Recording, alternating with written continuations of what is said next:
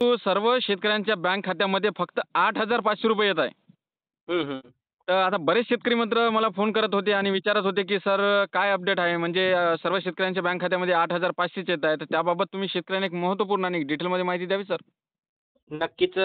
आता आपण पाहतो तुम्ही म्हणताय ना 31,628 कोटीचं पॅकेज जाहीर केलं, बरोबर सर? हो, हो. तर याच्यामध्ये 31,628 कोटी रुपयाचं पॅकेज जाहीर केलं. त्या पॅकेजच्या अगोदर राज्य सरकारनं एनडीआरएफच्या निकषानुसार शेतकऱ्यांना हेक्टरी 8,500 प्रमाणे बरोबर. मदत जाहीर केली होती. हे तर माहिती आहे ना सर हो, तुम्हाला? हो. बरोबर. तर त्या ते जे एनडीआरएफचे जे निकष होते, त्या निकषाप्रमाणे निधीचं सध्या वितरण होत आहे, बरोबर? हो, त्यामुळे पण 31,628 कोटीचं पॅकेजच्या अगोदरचं जे वितरण केलं होतं, जी-आर काढले होते, हो. तर त्यानुसार त्याचं वितरण होत आहे.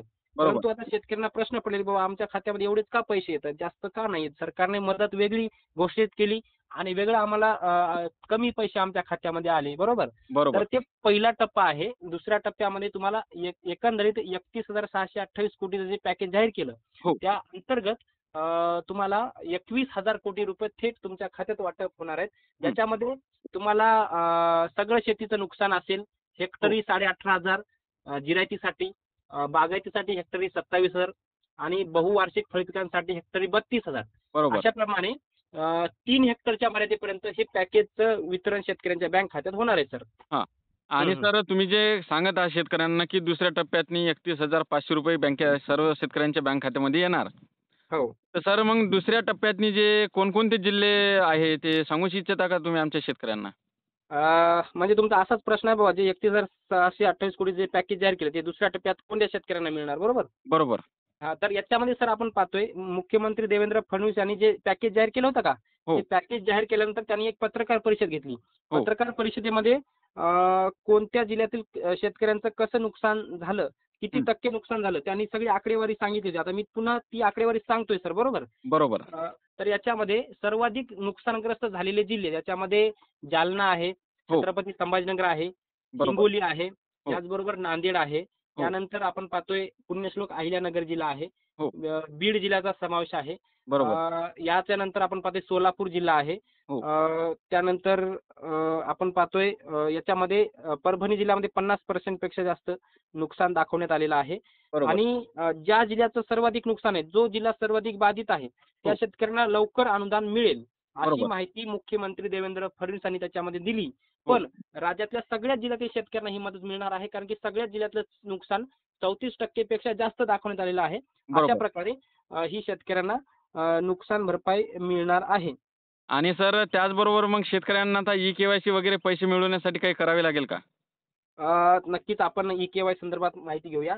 आता हे पॅकेज जाहीर करायच्या अगोदर जे सरकारने मंत्रिमंडळ बैठक घेतली, तर या मंत्रिमंडळ बैठकीमध्ये त्यांनी असं स्पष्ट केलं आहे, हं. की त्या मंत्रिमंडळ बैठकीमध्ये तुम्ही के-वाय-सी जरी नाही केली, तरी तुमच्या खात्यामध्ये हे अनुदान येणार आहे. हां. म्हणजे सरकारनं के-वाय-सीची जी अट आहे, के-वाय-सीची अट शिथिल केलेली आहे. के-वाय-सी करण्याची काही गरज नाही. के-वाय-सी जरी नाही केली, तरी शेतकऱ्यांच्या बँक खात्यामध्ये या निधीचं वितरण होणार आहे. आता तुम्ही म्हणाल, की सर आतापर्यंत तर के-वाय-सी होत होती, मग के-वाय-सी का सरकारनं बंद केली? तर हो. के-वाय-सी बंद करण्याचं कारण, की ॲग्रीस्टॅक अंतर्गत शेतकऱ्यांनी आपली फार्मर आयडी काढलेत आणि फार्मर आयडी काढत असतानाच शेतकऱ्यांनी के-वाय-सी केली आहे आणि हो. शेतकऱ्यांच्या खात्यात दिवाळीपूर्वी रक्कम जाण्यासाठी सरकारनं हे केलेलं आहे आणि डीबीटी थ्रू तुमच्या खात्यामध्ये